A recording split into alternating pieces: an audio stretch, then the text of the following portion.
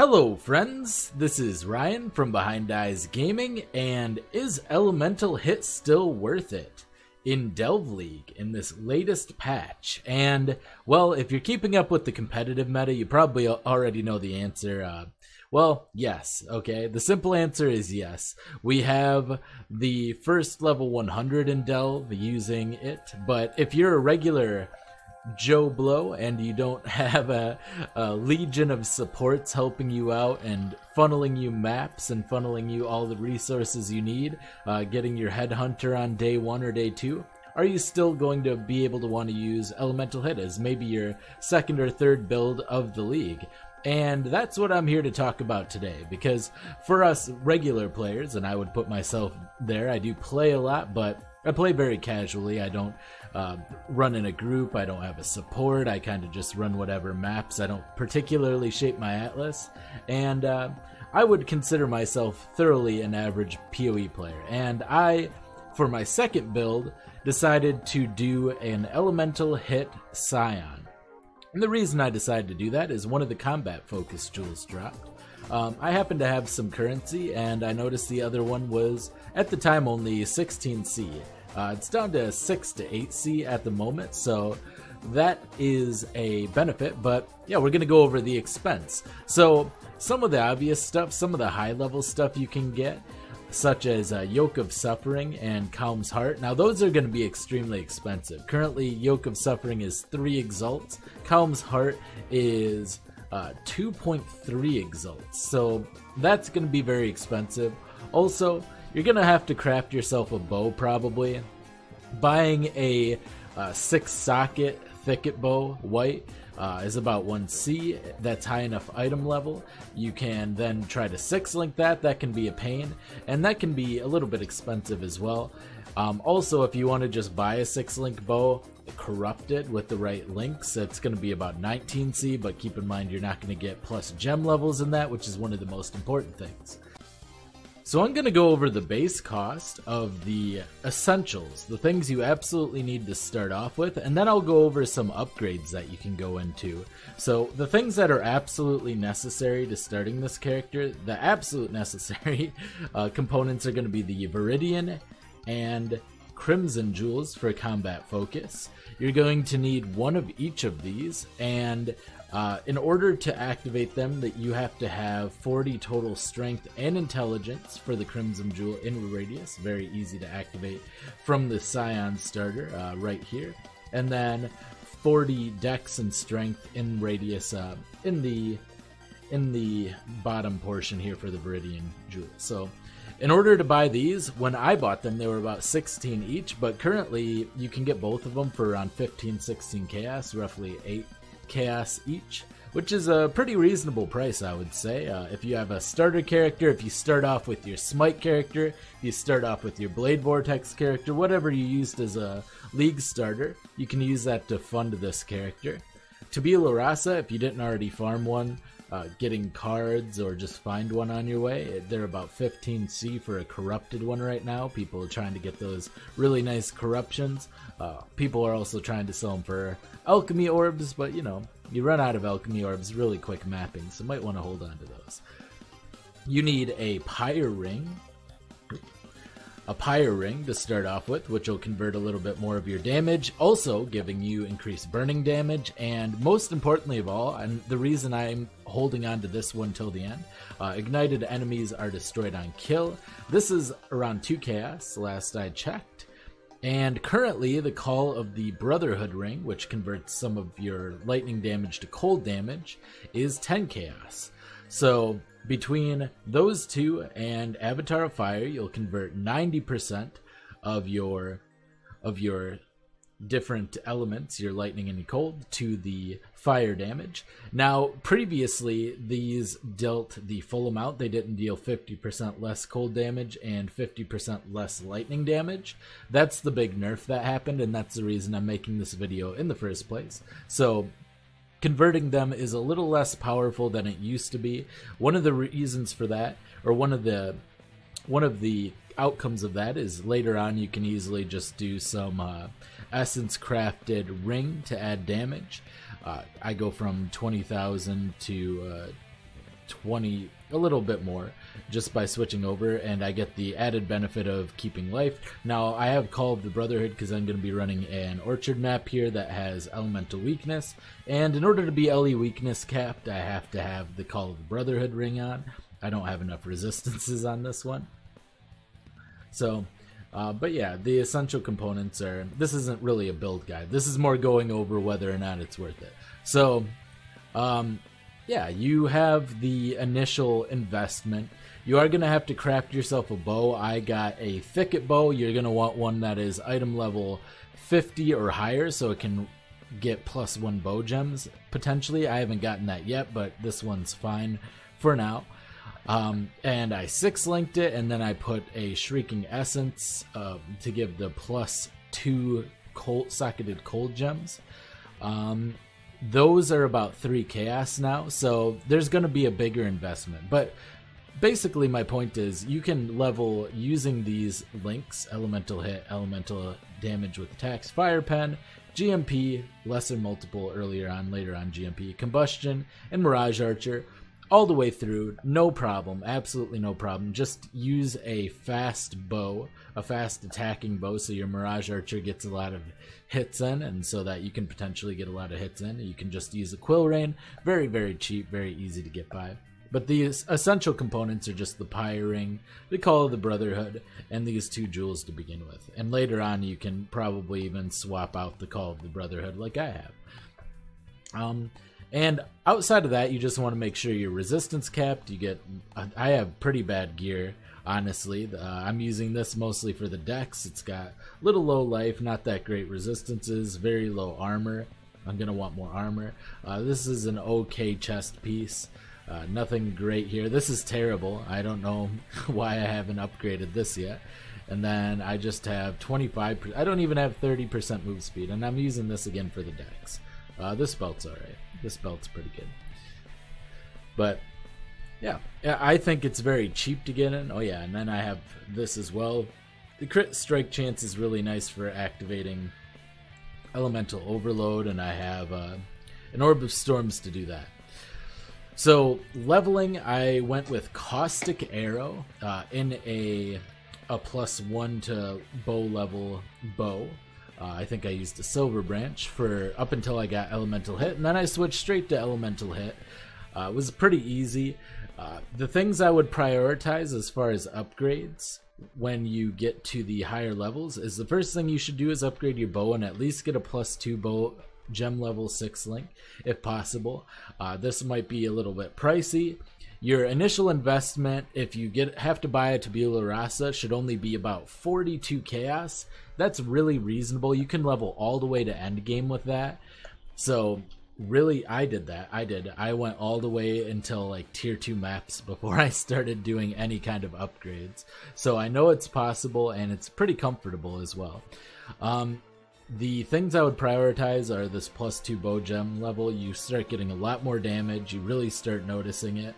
And then from there on out, I would get probably the next thing I'm going to prioritize. Oh, jewels. Jewels are the next thing you should prioritize. You're able to pick. I got these 2 jewels, which have life, fire damage, and a bonus stat that synergizes with the build. In either case, this one has accuracy and a little crit chance, and this one has ignite duration and ignite chance. Total, I paid about 50C for these, so those are the things you should upgrade. They're going to give you a big bonus considering each of these has 6% life, which is already better. They were already on travel nodes, and the fire damage is really, really nice to get for those. You can actually easily drop Resolute Technique as well once you've got precision. In my case, I got the Deadeye Ascendancy. I haven't even gotten my final Ascendancy yet. I could, I just haven't done it. My plan is to go to Path of Marauder and go through here and kind of get rid of all these extra life nodes on the end here in exchange for being able to get to Warrior's Blood and Heart of the Warrior, and then versatility after that. All these extra little nodes at the end that aren't giving me that much benefit. So that's the plan for that. But I digress. Upgrade your jewels first, and then once you have your 6th link, or second rather, once you have your 6th link plus socketed gem bow. You can either start really pushing towards that 3+3 bow, which is what I'm kind of trying to do now. I've been buying a lot of essences to try to get that going.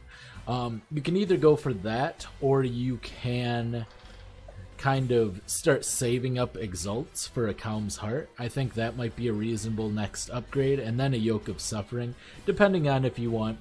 Both of them are going to give you a little bit more damage, but if you get your resistances sorted out elsewhere, which is very easy to do, you can get a Calm's Heart. It's about 2.3 exalted at the moment. And then lastly, you can get a Yoke of Suffering. So I think it's a build that, like I said, if you can save up 42 chaos, you can start off, get to end game, start farming, use your other character to seed that money, and then go on. And just to demonstrate kind of how this does, we're going to do a double beyond tier 10 with elemental weakness and nemesis. And poison on hit. The poison on hit is actually what I'm most worried about. And I have to use my Call of the Brotherhood, so I'm under 6k health. So I am a little bit... Oh, I forgot to put the other Beyond on. Well, we're going to do Beyond then. So I'm just going to do a little demonstration of kind of this really poorly done budget build that I have going. And as you can see, we easily pop crowds.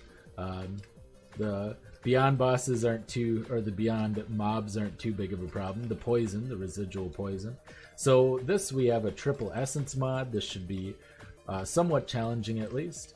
We just need to make sure we kite it and then curse it. And make sure we're just finishing it off. We did take that down pretty easily. Porcupines, the Pyre Ring is great against porcupines because it destroys their body so they don't explode and do damage to you. Very, very useful. We're just going to keep running through and phase running. Oh, this guy's got a proximity shield.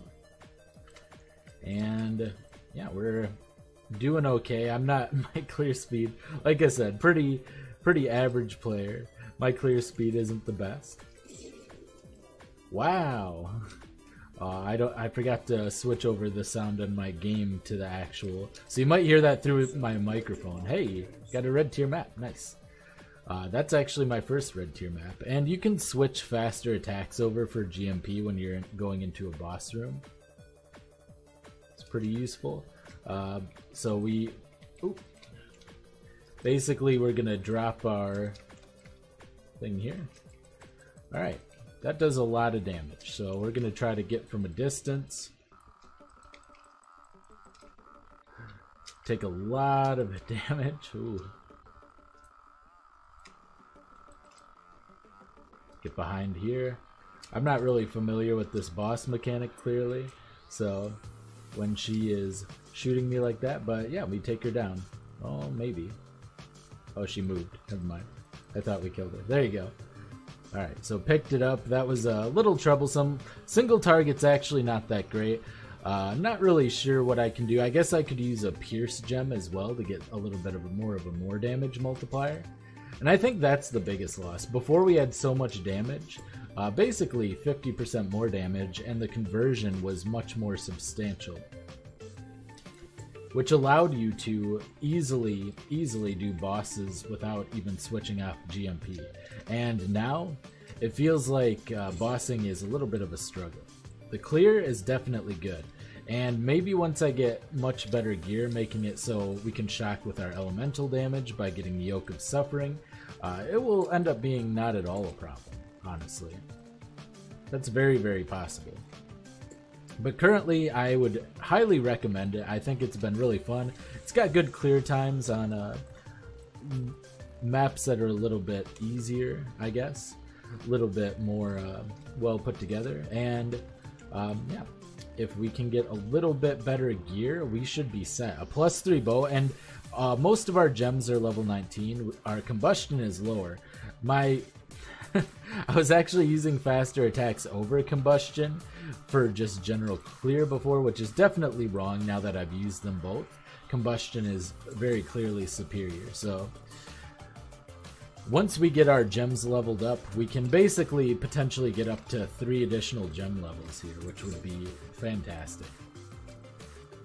Got the MLG loot filter as seen on Reddit, so you may hear some wow or gunshots.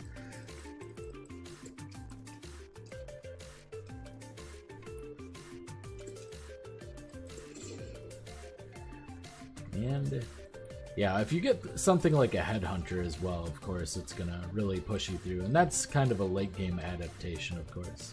Really late game. But so are all of the other ones. Yoke of Suffering, Calm's Heart. This build has practically infinite upgrade potential, and very, very easy to get close to 10,000 health and close to 800 or 900 health regen per second, which is pretty crazy if you ask me. That is a lot. So go ahead and see if we can travel over that. Nope.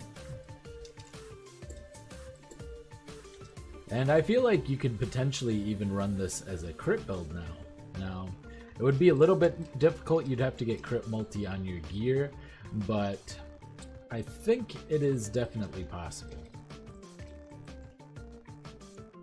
I don't think you need to, but it might help.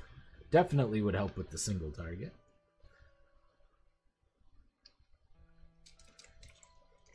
You could just switch both of your rings and just not hope you don't die to DD or porcupines. Make sure you get a lot of crit from your rings, your quiver, that kind of thing. Use the increased critical strike gem. Could even use an ascendancy that gives you crit. Now I like the Juggernaut because it gives you the flat accuracy and it allows you to actually use elemental overload. Yeah, that's another thing I forgot to mention. While leveling, you should be using Resolute Technique. But later on, once you get your third Ascendancy, your Merciless Ascendancy, you can spec out of it. Since you'll get, if you go Juggernaut, you'll get 1,000 accuracy, and you'll have plenty of accuracy elsewhere. But yeah, we have 24 monsters remaining. I'm not going to bother going and find them. Going to find them. But yeah, that was a Tier 9 map with some difficult-ish mods on them. Not too bad, not too bad. I hope you enjoyed, and let me know in the comment section below whether or not you think that elemental hit is worth it. You can definitely feel the damage deduction, literally a 50% more multiplier missing. We would be doing 30% with our AoE without elemental overload, or 30,000 rather. Also, if you enjoyed the video, don't forget to like, comment, and subscribe. This has been Ryan from Behind Eyes Gaming, and I will see you later. Bye! Hello friends, this is Ryan from Behind Eyes Gaming. Thank you for watching the video. Behind Eyes Gaming is brought to you by viewers like you. Please don't forget to check out my Patreon in the link below. And also don't forget to like and subscribe. Hit the bell icon if you'd like to be notified of future videos, live streams, and more. And thank you again for watching. I'll see you next time. Bye!